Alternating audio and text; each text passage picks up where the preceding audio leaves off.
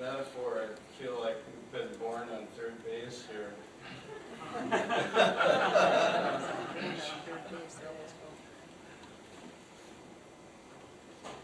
I think one of the things that is very important that has not really had in this conference the focus that I believe it deserves is the system in which you're operating.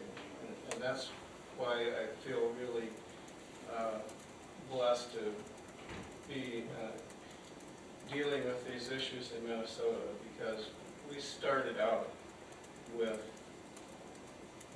a state requirement for paper ballots, with a system of optical scanners.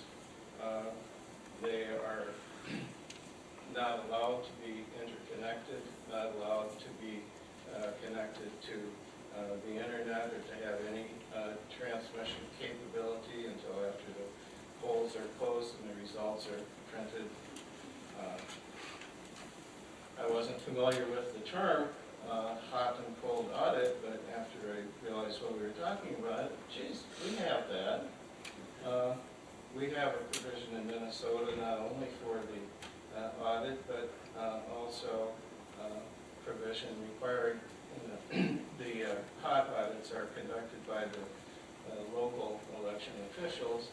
The other auditing requirement is for the Secretary, the Office of the Secretary of State to do a review of 4 of the audited precincts in each of the 8 congressional districts in the state, evaluating not only the results but all of the procedures that went into the audit and the election in general. So, you know, in that regard, we have some things to tweak in Minnesota, but I feel pretty happy with where we are, particularly when I hear some of the horror stories that I've heard from other participants here. But what I want to address is how to get anything done. And as I said, having started out on third base, maybe I don't know that much about how to deal with really difficult situations. But I can tell you how things work here and what I think is important. And a couple of things that I think are really important is, first, to understand thoroughly the election system that you're dealing with, particularly from the point of view of the people that administer it. But also understand thoroughly the legislative system that you're trying to deal with. In Minnesota, characteristically, in our committee arrangements, there will be people who specialize. Committee chairs generally are pretty much focused on that area of responsibility. Minority party will have a caucus lead on every committee, and there's a lot of reliance and a lot of trust on those people that are in the lead positions. When it comes to elections, it's not a high priority issue for very many people in the legislature,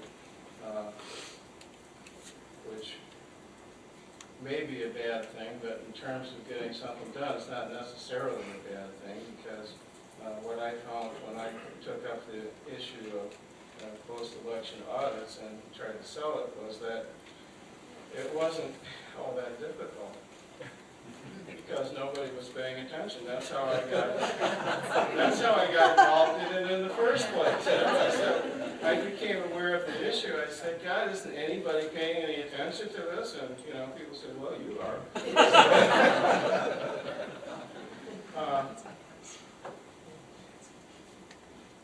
It's not like trying to raise taxes, you know.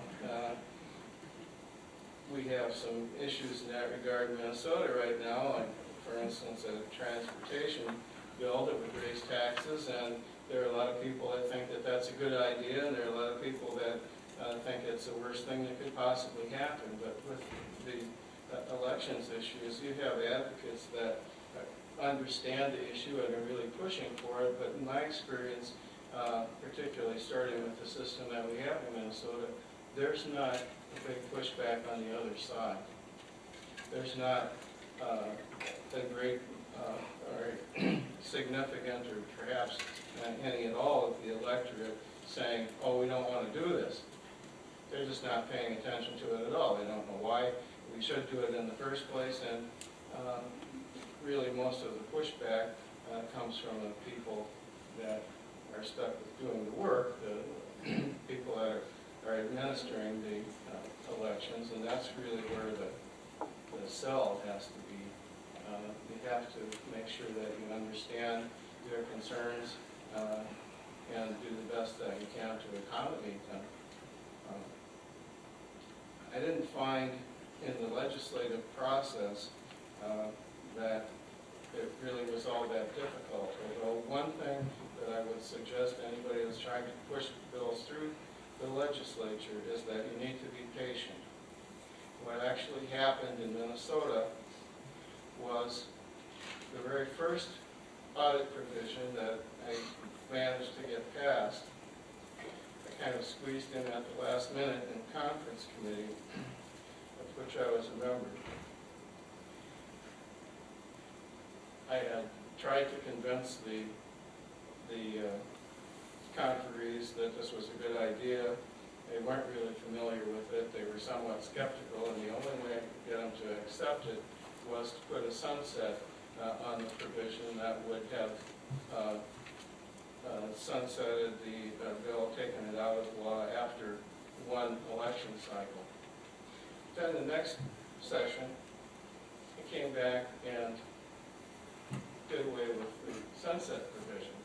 And at that point, it wasn't controversial. Nobody even paid attention to the fact that we were taking away the provision that made it acceptable to a lot of people in the first place. And we have gone through a couple other iterations of this law, some of which we had in mind in the first place and knew that we couldn't pass everything at once because it was too much to ask people to accept. And you really have to keep that in mind. Be patient, do what people are willing to go along with, and keep in mind that once you have something in place, it's a lot easier to change it, to fix it, than to try to do everything at once. I'll stop with that.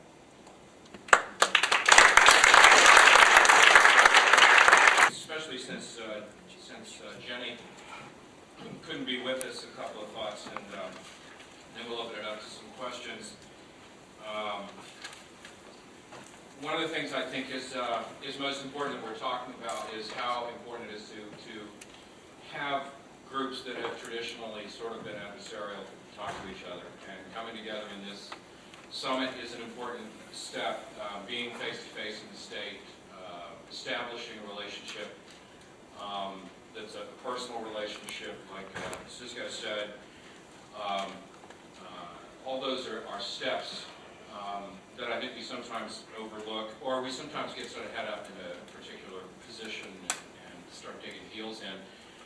I've been on both sides in a certain sort of way. I've been an elected city commissioner, so I've been the politician side of it, and then I'm sort of more an activist side of it as president of the Florida Voters Coalition. And I know in both cases I'm put off when the other side behaves badly, when they shout and throw rocks, or when they close all the doors and windows and lock them.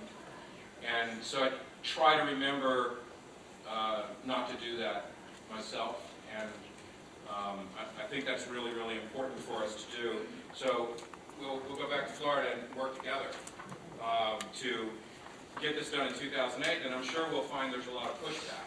And I mean, I'd like to think not, but I think we probably will find there's a lot of pushback. And so we can find ways to complement each other's energies And of course, that's obviously always important. And sort of further to that, Pam Hingle, who's Vice President of Florida Voters Coalition, mentioned that that this needs to be done, we need to communicate better that way, and something that occurred to me in talking to her about it, it's kind of the converted here. These are the good players because they're here, the players willing to talk and discuss. And so I think it's important for us to go back and sort of try to infect our peer groups with the same sort of thinking. And sort of, in other words, take some leadership. Some activists, might need to calm down a little bit and encourage them to calm down a little bit. And some officials might need to open up a little bit and communicate a little better. And so officials who've bothered to come to something like this might go back and say, you know what, I actually met some that don't smell bad or bite or anything like that. And they actually seem to also know one thing or another. And I think that's an important message for officials to take back. And then, as I said, there's important messages for people in the activist community to take back also. So we all have roles like that to put together. We were supposed to be done at 11:30, but I think we're just going to go just a little bit further if we need the question time. And so, just to let you know on the timing, I won't let it go on and on because we do have literally planes to catch. But I'll probably let it go about 10 minutes past what's scheduled. With that, we'll take some questions if you'll go. I only have so much. First panelist a chance to give us another gem or two to wrap up this panel. If anything has come to mind, I'm sure they're full of gems. No, I think, no.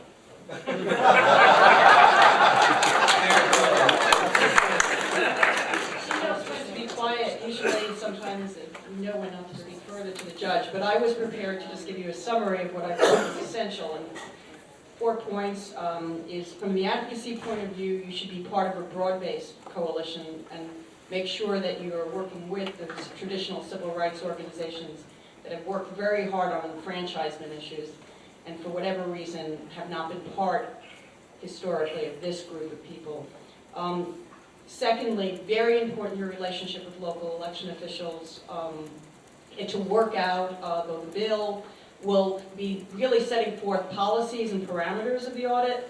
Certain operational details, such as what came up on the absentee ballot, are essential, and you really do need to give the local election officials the respect that they are the ones who know how this works. And one of the things I have found is that historically they have felt, both from the advocacy community and from the state legislators, that they're not listened to and people are just giving them mandates without conferring with them. And that's really essential, even if they disagree with you on some things. It's the sitting down and working with them and giving them the respect. Thirdly, you need a sponsor that understands the importance of the statistical audit and what that means for the integrity of the election. Someone who's not going to start compromising things in a very ad hoc way of like 10 versus 5 versus this, but really understands the principles and therefore knows where the compromises can be made without actually harming the integrity of the statistical audit. And fourth, you need the expertise to translate what this means operationally for people and for legislators. Well, I'd just like to thank Renee for her kind comments about local election officials. And just thank everybody that's here today. I really appreciate the opportunity to spend a few days with you, with people who know a lot more than I do about audits and statistics and such. It's been very, very enlightening. I appreciate it. Thank you.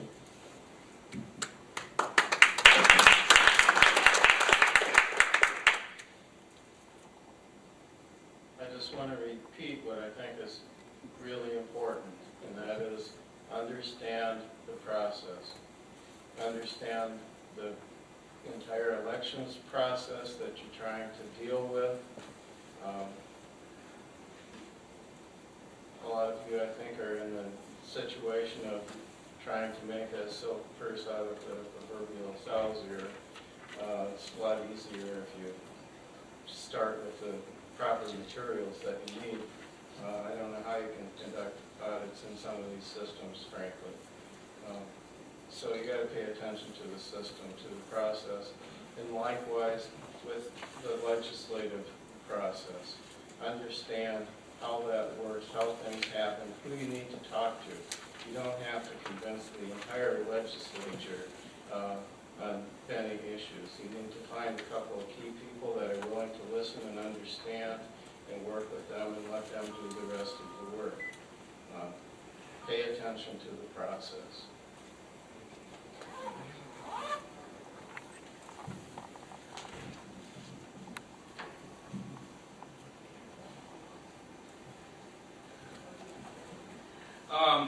Thanks very much. A little appreciation for this panel.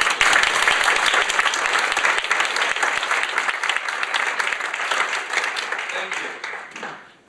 We have reached the end of this summit, but obviously not of this process. So a couple of quick reminders. The feedback forms, they're very evaluation sheets, whatever they're called. Please fill them out. They'll be very helpful in taking this whole process forward. We can informally caucus as we see fit. You could caucus with your state, or you could caucus with whoever you want to caucus with over lunch. Those of you who aren't rushing off to planes, if you also have other time, there's an awful lot of very interesting and useful information that's hung up on the walls and probably weren't all there in the room when those things happened. That's a useful thing. Electionaudits.org is a website we has not been up long, and we intend to develop and make more and more of a resource to follow up. With that, that's it. Thank you all very much indeed.